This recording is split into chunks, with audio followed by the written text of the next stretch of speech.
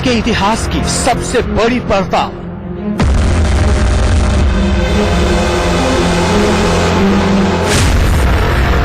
खजाने वाली झील का रक्षक कौन है?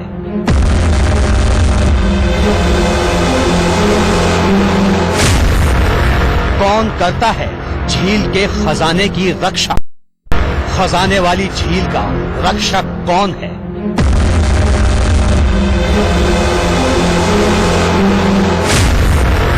कौन करता है झील के खजाने की रक्षा? इस झील के साथ कई रहस्य जुड़े हुए हैं। किस तरह से कमरूनाग के प्रहरी इस झील की सुरक्षा करते हैं, क्यों करते हैं कमरूनाग के प्रहरी इस झील की सुरक्षा, ये सब हम आपको बताएंगे आज की इस डिटेल रिपोर्ट।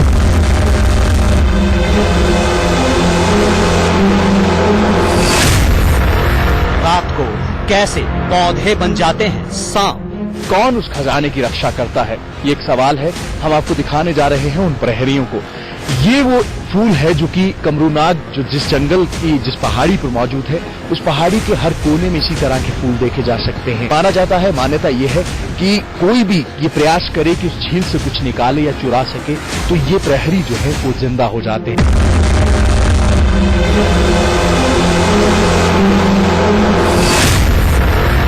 इच्छाधारी नागों का सबसे गहरा सबूत।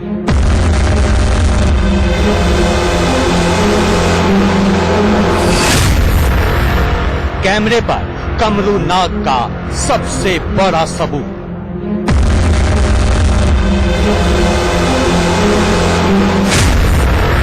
सनातन धर्म का सबसे गहरा राज।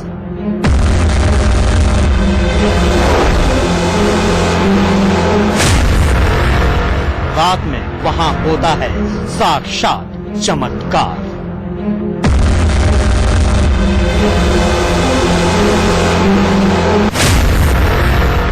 कमरूनाग खजाने के दिव्य रक्षक।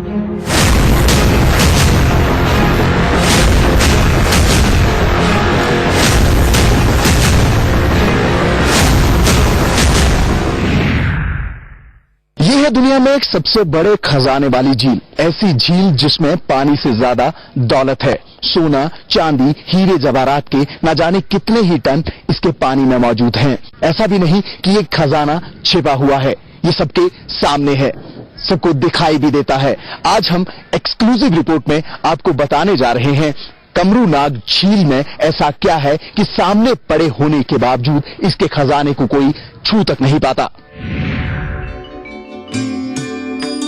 हिमाचल प्रदेश के मंडी से तकरीबन 60 किलोमीटर ऊपर की तरफ है कमरूनाग झील। महज कुछ किलोमीटर के दायरे में फैली ये झील मान्यताओं और आस्थाओं का सबसे बड़ा प्रतीक है। ये हिंदुस्तान की इकलौती ऐसी झील है जहां अरबों रुपए पानी के ऊपर तैरते रहते हैं। टनों सोना, हीरे, जवाहरात और दुनिया भर के बेशकीमती रत्न इस झील में मछली की तरह तैरते रहते हैं।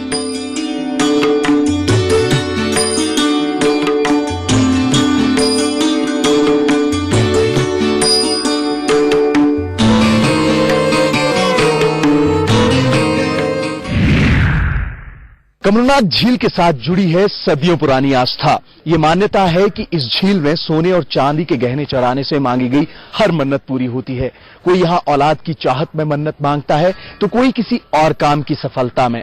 माना यह जाता है कि कमरूनाग झील में मांगी गई हर मन्नत को देव कमरूनाग पूरा करते हैं। कि जैसे भी कोई मन्नत मांगनी हो या कमरूनाग के लिए अपनी श्रद्धा से कोई भी चीज हमने अप्लाई की कि हमारा ये होना चाहिए, किसी के बच्चे नहीं होते हैं या कोई चोरी होगी कि हमारा ये हो जाता है, फिर कमरूनाग के साथ मानते हैं।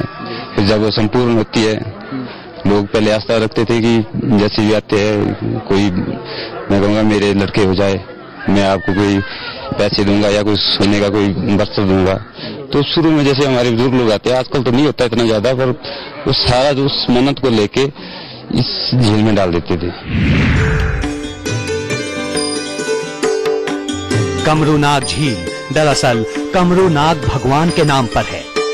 यहाँ झील के पास उनका मंदिर भी है, जहाँ से देश विदेश के हजारों लोग मन्नत मांगने आते हैं। कठिन रास्ता, ऊंचे पहाड़ों को पार कर कर तकरीबन 9 किलोमीटर लंबी ट्रैकिंग और 5 घंटे का रास्ता तय कर कर हम अपनी मंजिल पर पहुंच चुके हैं। आपके सामने है देव कमरूनाग का ये प्रसिद्ध मंदिर। बारिश के देव कहे जाने वाले कमरूनाग यहीं पर स्थापित है। आप देख सकते हैं श्रद्धालुओं की आस्था, उनकी शक्ति, उनकी मन्नतें यहां पर कमरूनाग के आगे रखी जाती हैं। माना जाता है कि ये झील पांडवों के समय की है।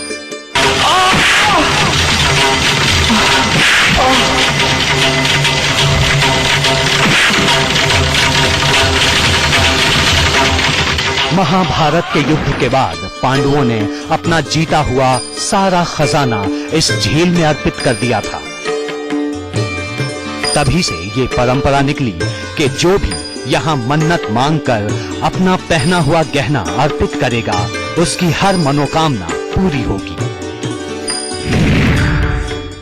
इस झील के बारे में कई बातें हैं, झील के रहस्यों के बारे में कई बातें सामने आती हैं, लेकिन इस झील का निर्माण कैसे हुआ था, कमरूनाग के द्वारा ये जगह क्यों चुनी गई थी, इन सब बातों के जवाब के लिए हमारे साथ इस समय कटवाल साहब मौजूद हैं, जो कि यहाँ पर सेवादार हैं। जब पांडव यहाँ पर पहुंचे थे, पांडव इसका राजा का शिष्य लेके गए, तो उन्होंने इस जगह पे इनकी जो मूर्ति थी इस जगह पे स्थापित करी। जब स्थापना इसकी हुई तो उसके बाद उन्होंने 2 दिन के बाद देखा, और रजिस्टर उन्होंने यहाँ पर आके देखा कि भैया ये जगह इनके लिए उपयुक्त है या कि नहीं है। तो उन्होंने देखा कि ये यहाँ मूर्ति के नीचे से जो पानी चलना शुरू हो गया, पानी निकलना शुरू हो गया। यहाँ पर पानी बिल्कुल भी नहीं था। जब पहले स्टार्टिंग में यहाँ पहुंचे तो उसमें यहाँ पर पानी बिल्कुल नहीं था। मूर्ति की स्थापना करने के बाद यहाँ पर पानी निकलना शुरू हुआ। तो जैसे जैसे ये पानी बढ़ता गया, ये पानी बढ़ते बढ़ते यहाँ पर एक झील की तरह तालाब बनता गया। ये मान्यता कब से शुरू हुई थी कि आप इसमें स्वर्ण भूषण डालिए या वो करिए, आपकी मन्नत पूरी होगी, ये चीजें कब? ये उसके बाद जो है, जब कमरूनाग के पास यहाँ लोग आने लगे, धीरे धीरे आने लगे, तो लोगों ने इसके लिए एक अलग से प्रार्थना करनी शुरू कर दी।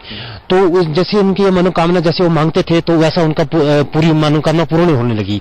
तो उसके बाद लोगों ने अपनी श्रद्धा से जैसा वो अर्पित कर सकते हैं, चाहे वो पैसा है, चाहे वो सोना चांदी है, चाहे कोई और चीज है, तो जैसे वो अपने दिली इच्छा से जो मन्नत कर सकते थे वो उन्होंने करनी शुरू कर दी।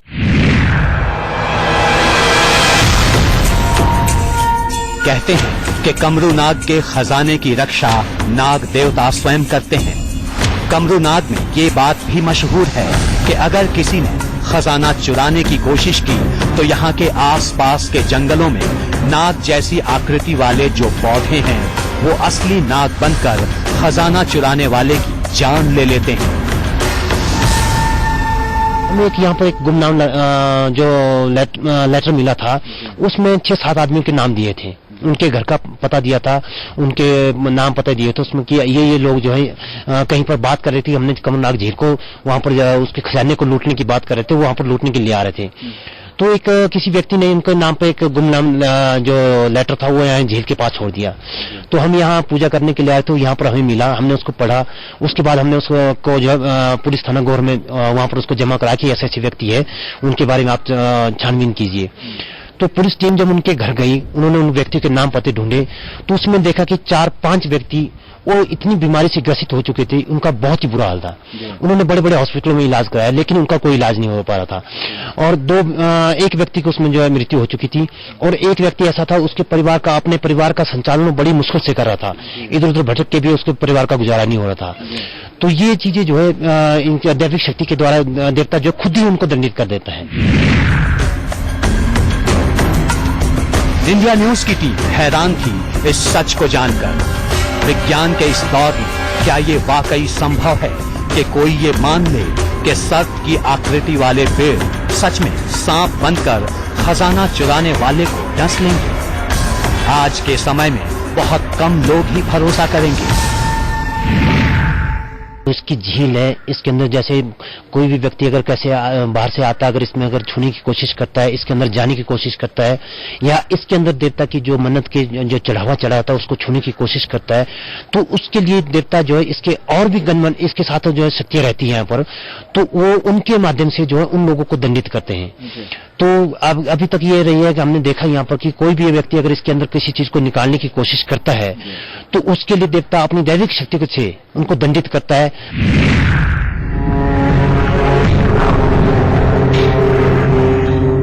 खुद इंडिया न्यूज की टीम ने पूरी रात कमरूनाग झील में रुककर इस बात की पड़ताल की। रात जैसे जैसे गहराती जा रही थी, आसपास का सन्नाटा बढ़ता जा रहा था। झील के आसपास कोई सुरक्षा नहीं थी। अंधेरे में ये जगह भयावह तो लग ही रही थी, लेकिन झील के आसपास कोई हलचल नहीं थी। पूरी रात यही चलता रहा। आवाज सिर्फ झील के पानी और आसपास मौजूद जीव जंतुओं की ही सुनाई दी। न कोई झील के पास आया और न ही किसी ने चोरी की कोई कोशिश की।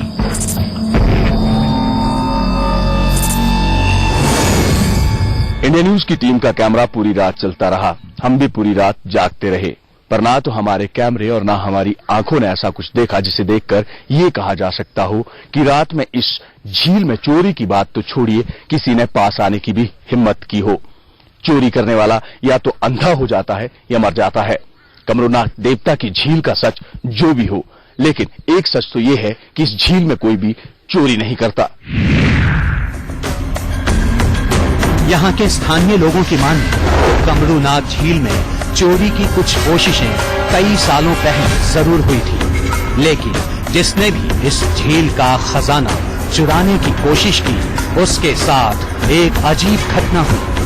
खजाना चुराने वालों ने झील से निकाला तो खजाना था, लेकिन वो बाहर आकर कीचड़ बन गया। फिर उन व्यक्तियों की आंखों की रोशनी भी चली गई। यहाँ पर लोग जो चढ़ा के जाते हैं सोना या चांदी, उसके बाद अगर कोई चुराने का प्रयास करता है तो उसको सजा जो है यहीं पर मिल जाती है, अंधा हो जाता है, इंसान मर जाता है। क्या हाँ, उसी को उसके बाद मिल जाती है वो सजा पूरी अच्छे तरीके से।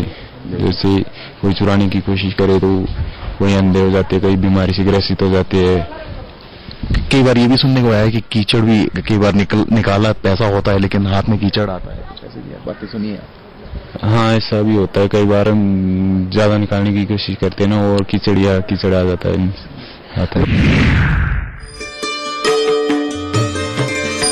कमरूनाग झील शायद हिंदुस्तान की इकलौती ऐसी झील होगी जिसमें जितना बड़ा खजाना तैर रहा है, उतने ही रहस्य भी उसके साथ जुड़े हुए हैं। पुरानी मान्यताओं की बात करें तो कमरूनाग झील के बारे में कहा जाता है कि इसकी तलहटी से पाताल का रास्ता जुड़ता है।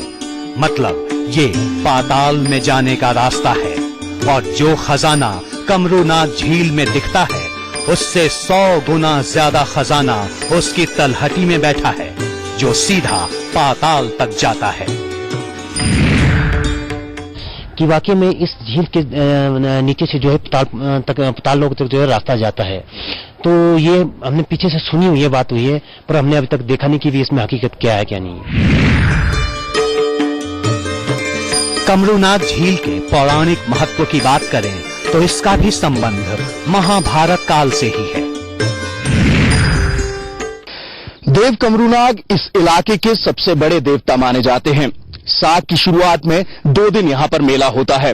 इस इलाके की बात करें तो इन पहाड़ियों और इस पूरे रास्ते का संबंध महाभारत और रामायण काल से भी सीधा जुड़ा हुआ है। कई ऐसे निशान देखने को मिल जाते हैं जो सीधा महाभारत और रामायण काल से जुड़े हुए हैं।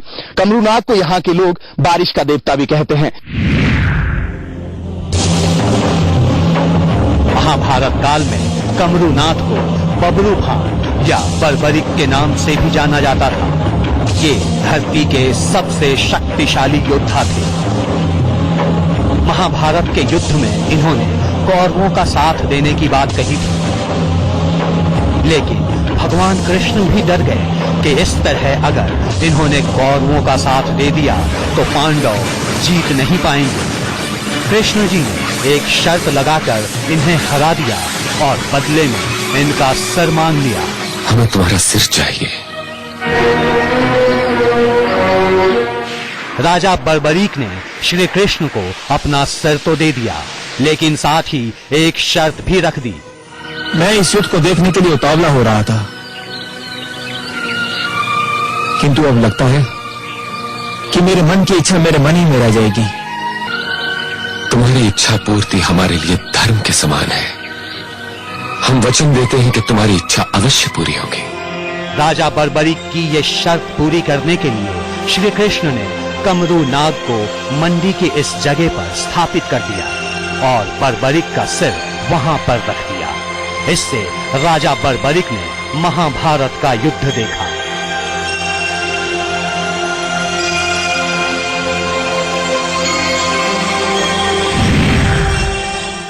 इसके बारे में कहा जाता है कि जब महाभारत चल रहा था तो उसमें ये एक राजा हुआ करते थे। तो ये इतने शक्तिशाली राजा थे, इनको दुर्गा माता का 22 बाणों का वरदान था। तो इनका अपना ये था कि भी जिस तरफ से हार होगी मैं उस तरफ से चल रहा था।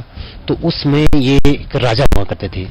तो ये इतने शक्तिशाली राजा थे, इनको दुर्गा माता का 22 बाणों का वरदान था। तो इनका अपना ये था कि भी जिस तरफ से हार होगी मैं उस तरफ से लड़ूंगा। तो श्री कृष्ण भगवान को इनके आने की जो है भनक लग गई थी।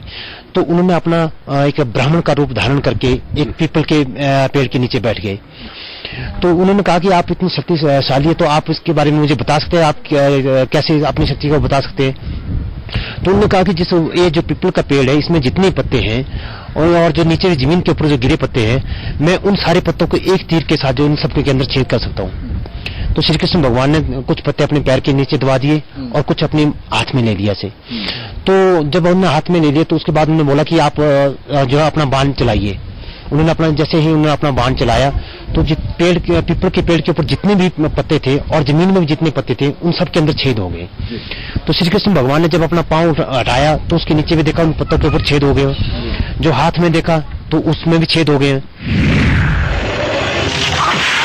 लेकिन महाभारत के युद्ध में एक दिक्कत आ गई। जिस तरफ राजा बर्बरीक का सिर घूमता वो सेना जीत की ओर बढ़ने लगी। तब भगवान कृष्ण ने सिर को एक पत्थर से बांधकर इन्हें पांडवों की तरफ घुमा दिया। इन्हें पानी की दिक्कत न हो इसलिए भीम ने यहाँ अपनी हथेली को गाड़ कर एक झील बना दी। इस तरह कमरू नाग देवता राजा बर्बरीक के अवतार माने जाते हैं। पांडव जो है कमरू नाग का शीश लेकर जब महाभारत से यहाँ आ रहे थे, जब महाभारत खत्म हुआ था उसके बाद जब स्थापना करने के लिए इस रास्ते से आ रहे थे तब वहां रास्ते में उनको भूख लगी थी। तो उन्होंने यहाँ पर देखा कि इस पहाड़ी पे किसी तरह का कोई पानी नहीं था। तो उन्होंने इस चट्टान के नीचे जो है इस पानी को खोदा और यहाँ पर पानी निकाला। उसके बाद आज तक जो ये पानी ऐसा का ऐसा रहता है, चाहे कितना भी सूखा पड़ जाए, चाहे पूरे देश में सूखा पड़ जाए, लेकिन ये पानी जो है ना तो घटेगा ना तो बढ़ेगा। और आज भी जितने श्रद्धालु लोग कमरू नाग के लिए आते हैं वो यहाँ से होकर आते हैं और यहाँ अपना खाना खा के जो है पानी पी के जो है यहाँ से आगे कमरू नाग की यात्रा को शुरू करते हैं। कमरू नाग देवता यहाँ पर आने वाले भक्तों की हर मनोकामना तो पूरी करते ही हैं, लेकिन साथ ही ये इस पूरे इलाके को एक अलग ढंग से खुशियों का वरदान भी देते हैं। कमरू नाग देवता को हिमाचल में लोक देवता के रूप में माना जाता है। वो इस इलाके के लोगों और मौसम का भी पूरा ध्यान रखते हैं। बारिश न होने के हालात के चलते स्थानीय लोग कमरू नाग देवता के आगे मन्नत मांगते हैं। इसके लिए एक विशेष पूजा अर्चना भी की जाती है और कमरू नाग देवता खुश होकर देते हैं इस इलाके के लोगों को बारिश का वरदान। कमरू नाग देवता को लक्ष्मण का अवतार भी माना जाता है। स्थानीय लोग कमरू नाग देवता से सिर्फ संतान जैसे वरदान ही नहीं मांगते, बल्कि वो बारिश की गुहार भी लगाते हैं। लोगों का मानना है कि कमरू नाग देवता की वजह से ही इस इलाके में कभी सूखा नहीं पड़ा। ये पूरा इलाका हरा भरा फलों और सब्जियों से लदा सिर्फ और सिर्फ कमरू नाग देवता की वजह से ही रहता है। ये सिर्फ हिंदुस्तान में संभव है कि आस्था के दम पर लोगों को पत्थरों में भी भगवान दिख जाते हैं। कमरू नाग देवता की झील में अरबों खरबों का खजाना पड़ा हुआ है, लेकिन कोई इसे छूने की हिम्मत तक नहीं करता। सदियों से लोग इस झील में गहने डालते हैं, मन्नतें मांगते हैं। हिंदुस्तान की आस्था में कितना दम है ये कमरू नाग देवता की झील और उनके मंदिर पर आने पर साफ पता चल जाता है। एक्सक्लूसिव रिपोर्ट में आज के लिए इतना ही। खबरों का सिलसिला जारी है, आप देखते रहिए इंडिया न्यूज।